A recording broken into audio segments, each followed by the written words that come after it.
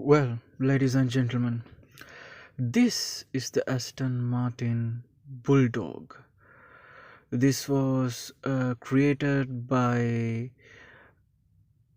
William Towns in 1979. This is a concept car, and this is a one-off concept car. This is the only one to the whole world. There were plans to make few cars, but they were scrapped due to cost problems. It had a V8 5.3 liter twin turbocharged engine. Oh, that's amazing.